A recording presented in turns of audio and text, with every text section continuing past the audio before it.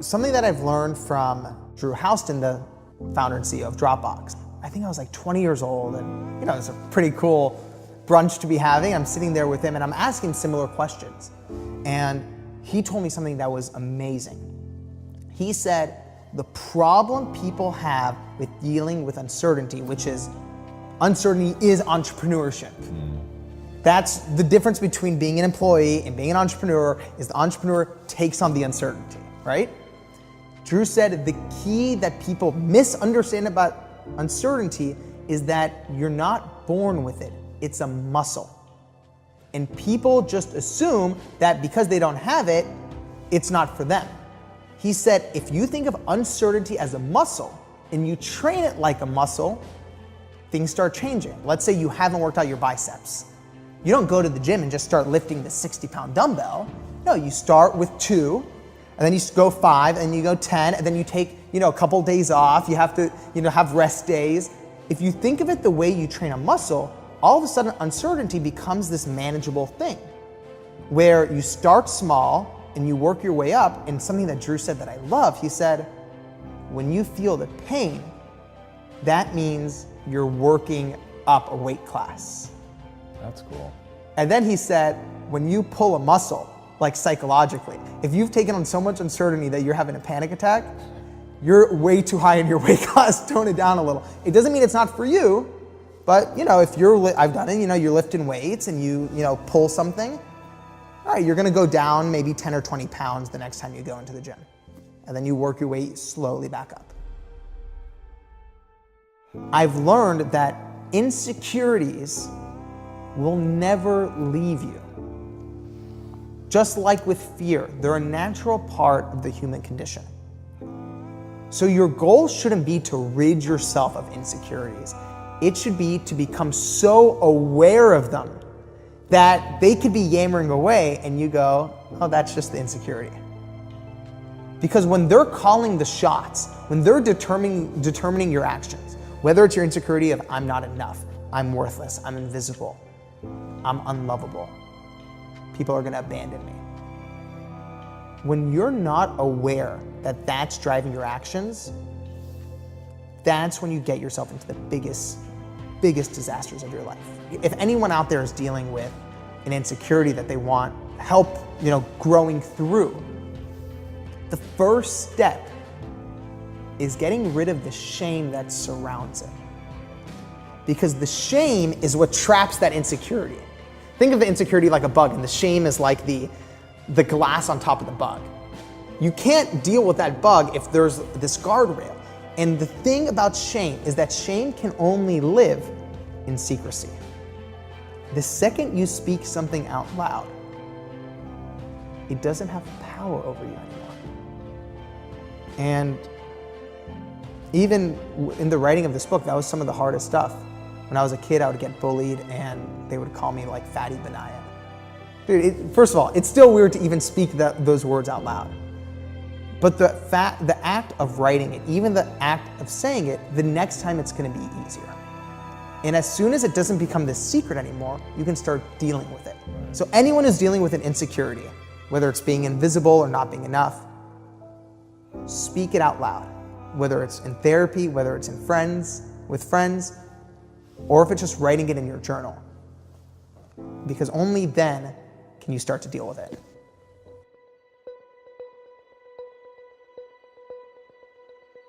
What are some of the most impressive third door moments that you heard from other people researching the book? My favorite is Spielberg's. Because in many ways, Spielberg's third door story embodies so much of the third door in general. And the reason I love it so much is because of how it starts. He was rejected from film school, which is bonkers. It's like Bill Gates being turned down from a computer science class. Right. Spielberg was rejected from USC Film School multiple times. And what I love about him is that instead of doing what most people would do is think, maybe I'm not cut out for this, he decided he was going to take his education into his own hands.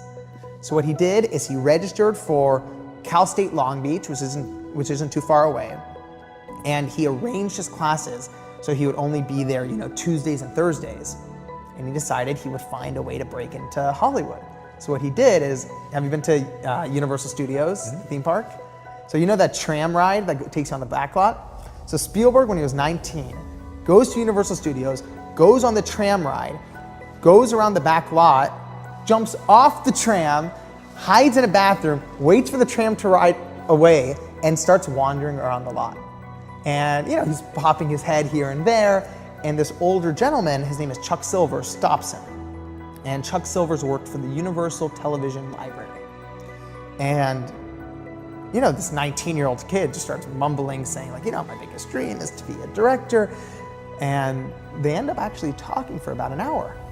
And Chuck Silvers goes, "You want to come back on the lot?" And Spielberg's like, "That would be my biggest dream." So Chuck Silvers writes him this 3-day pass and hands it to him. And Spielberg, comes on day 1, day 2, day 3. But on day 4, he comes back onto the lot wearing a suit, holding his dad's briefcase, walks up to the security entrance, puts a hand in the air and goes, "Hey, Scotty!" And Scotty just waves back and he walks right in.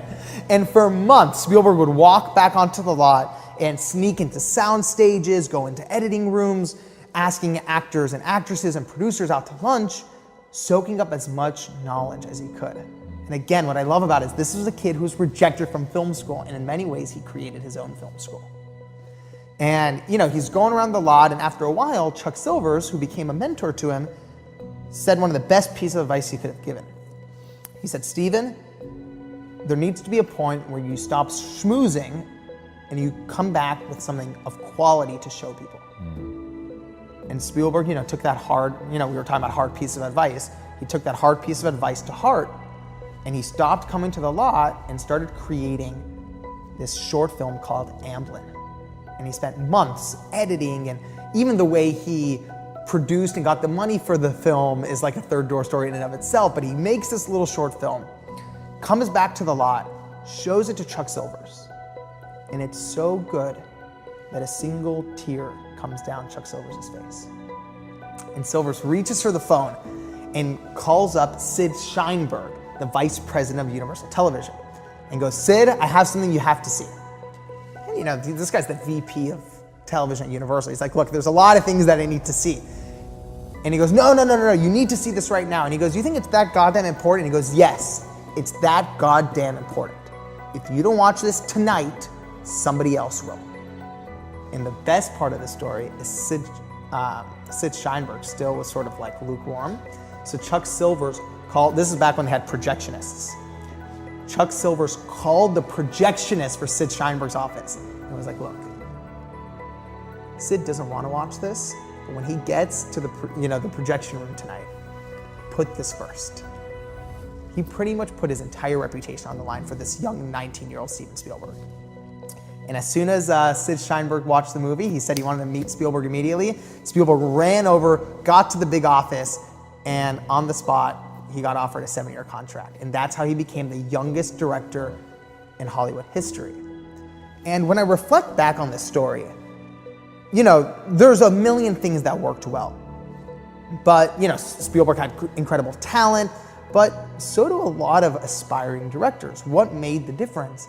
And to me, it was really like this people game that he played, jumping off the lot, meeting different people. But a people game sort of sounds like, networking at a career fair. To me, it was like this Spielberg game. Jump off the bus, find your inside man, and use him or her as your way in. And really the key is that inside man. Because if you think about it, without Chuck Silvers, 1, writing that pass, 2, which I think is one of the most important, giving Spielberg that advice that only someone inside of the studio would know to tell him. And then 3, which is the ultimate one, putting his reputation on the line so Spielberg could get his foot in the door. None of this would have happened. And to me, I've realized every single person, doesn't matter if it's Bill Gates, Lady Gaga, Maya Angelou, Steve Wozniak, they've all had an inside man or woman who's believed in them enough to put their reputation on the line to open that door.